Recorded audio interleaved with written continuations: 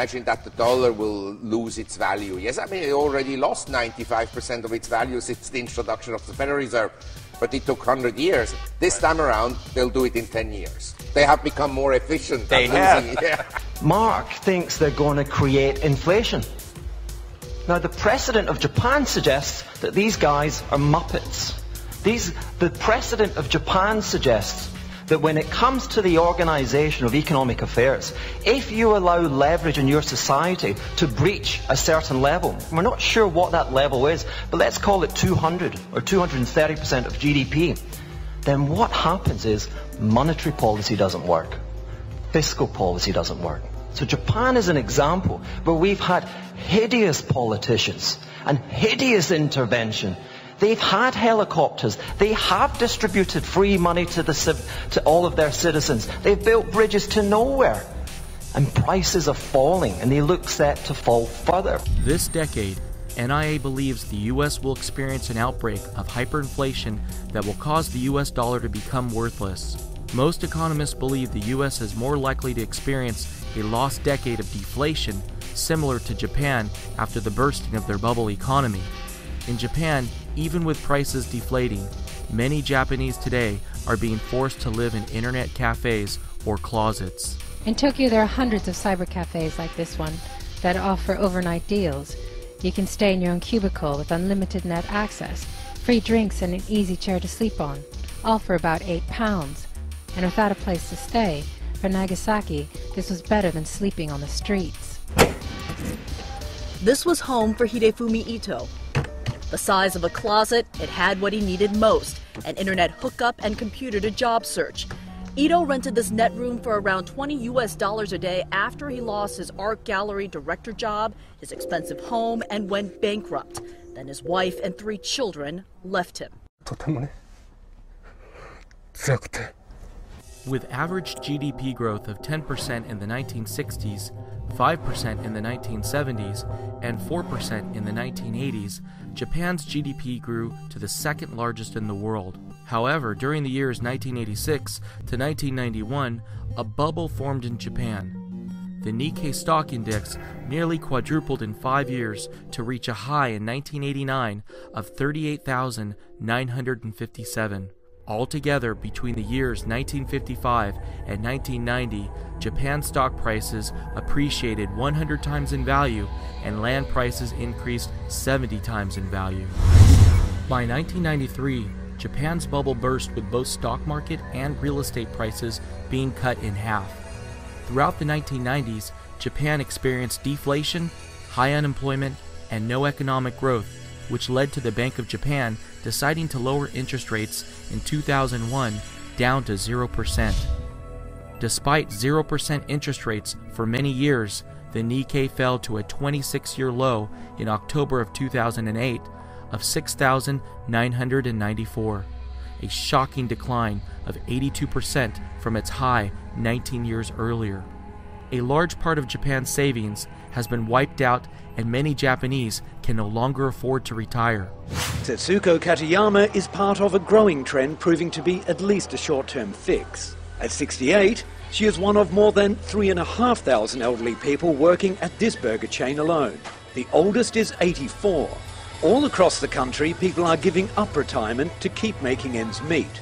While that's good for the economy, many elderly people would logically rather be enjoying their golden years somewhere else.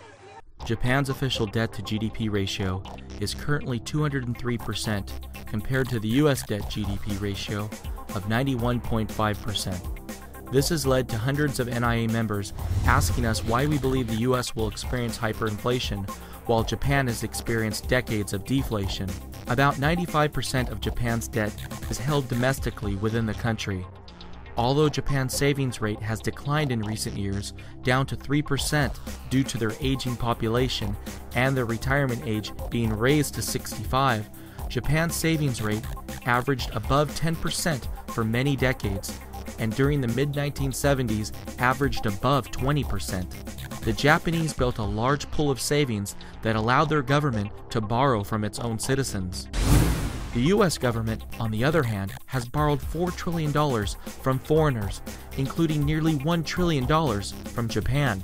Foreigners currently hold about $10 trillion in U.S. dollar-denominated assets. Because of the dollar's status as the world's reserve currency, these dollars are being hoarded by foreigners and aren't chasing goods and services here in America. With the phony U.S. economic recovery beginning to lose steam, NIA believes the world will soon wake up and realize that U.S. budget deficits are poised to explode to new highs this decade due to the rising interest payments on our national debt and rising entitlement spending. With Japan's declining savings rate, the Japanese barely have enough savings left to fund their country's own budget deficits. How on earth will Japan continue to lend money to the U.S. so that we can fund ours? They can't, and they won't. The loss of our second largest creditor will be the breaking point for the U.S. economy. The U.S. debt Ponzi scheme will soon come to an end. To better understand why the U.S. is poised to have hyperinflation and won't get off so easily with a lost decade of deflation like Japan, let's imagine that all countries simultaneously experience hyperinflation and all fiat currencies worldwide become worthless overnight. Imagine that all debts worldwide are wiped out and the world starts fresh tomorrow with new currencies. Which country do you think will prosper based solely on real economic fundamentals? A country with Toyota and Honda, two automobile manufacturers that combined for a net income in fiscal year 2008 of $23.2 billion? Or a country with GM and Ford, two automobile manufacturers that combined for a net loss in fiscal year of 2008 of $45.5 billion. If it wasn't for government bailouts, GM and Ford would be out of business today, and without the U.S. having the world's reserve currency, it won't be possible for the U.S. to make any more bailouts in the future. If we start over from scratch, Japan will still have its television manufacturers like Sony, Mitsubishi, Hitachi, Panasonic, Funai, Sharp, and Toshiba. The U.S. doesn't have any television manufacturers, and Americans won't have any way of importing televisions. Japan had a huge trade surplus in fiscal year 2009 of $56.2 billion, while the U.S. had a gigantic trade deficit of $374.9 billion. Both countries import most of the oil they consume, but while Japan can afford to pay for its oil by exporting automobiles and televisions, the U.S. has only been able to afford its oil imports by exporting inflation. In just the first 5 months of 2010, the U.S. had a $7.6 billion trade deficit with Saudi Arabia, more than double its trade deficit with Saudi Arabia of $3.5 billion during the first 5 months of 2009. Saudi states now own $235.1 billion worth of U.S. treasuries, which NIA believes they could be getting ready to dump. The Saudi Arabian Monetary Agency just reported last month that their gold reserves have more than doubled to 322.9 tons, up from 143 tons of gold reported in March. Clearly, Saudi Arabia believes their U.S. dollar reserves are about to lose their purchasing power, and they are trying to hedge against it by diversifying into gold. Agriculture is the one bright spot for the U.S. economy. While Japan is the world's largest importer of food and has an agricultural self-sufficiency rate of only 50%, the lowest among developed nations, the U.S. on the other hand produces enough agricultural products to be entirely self-sufficient. Unfortunately, if the U.S. can no longer afford to import oil, there will be a huge drop-off in U.S. agricultural production. Oil is essential to modern agricultural techniques used in the U.S. today. Oil is used for operating field machinery, manufacturing inorganic fertilizer, irrigation, crop drying, raising livestock, and pesticide production. The biggest agricultural use of oil is getting the food to our supermarkets. 81% of Americans now live in cities and suburbs, compared to the worldwide average of 49%. On average, most food in your supermarket travels 1,500 miles before getting there. Even if Americans cut their personal oil use for transportation by 75%, we still won't have any oil left from our domestic oil production to produce and ship food. The U.S. budget deficit in fiscal year 2009 as a percentage of GDP was 9.9%. However, using the same accounting principles that American businesses are forced to use, our real budget deficit in 2009 was 30.3% of GDP because we saw a $3 trillion increase in non-cash obligations for entitlement programs. This is more than 3.5 times higher than Japan's budget deficit to GDP ratio last year of 8.5%.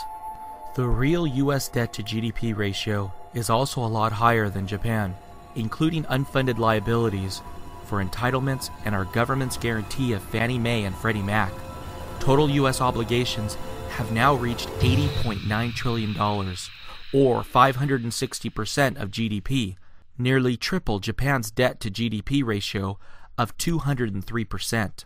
Japan's economy hit peak consumer spending in 1990 and entered their lost decade from a position of strength with a balanced budget, high savings rate of 15%, low unemployment rate of 2%, and a net debt to GDP ratio of less than 20%. With the average American peaking in spending at age 46 and the last baby boomer turning 46 in 2010, the U.S. has just passed peak consumer spending and has entered this new decade from the weakest possible position with a real budget deficit of $4.3 trillion, a savings rate of only 4%, a real unemployment rate of 22%, and a real debt to GDP ratio of 560%. The U.S. has entered this decade from the complete opposite position that Japan was in during the 1990s, so instead of seeing deflation, NIA believes the U.S. is guaranteed to enter into hyperinflation. If you would like to not only survive but prosper during U.S. hyperinflation, sign up immediately for the free NIA newsletter at inflation.us. You will receive weekly articles from NIA with the facts and truth about the U.S. economy and inflation. Becoming educated is the most important first step all Americans need to make in order to survive hyperinflation. At the end, I can reconcile this thing. I think ultimately Mark will be right, because he always is.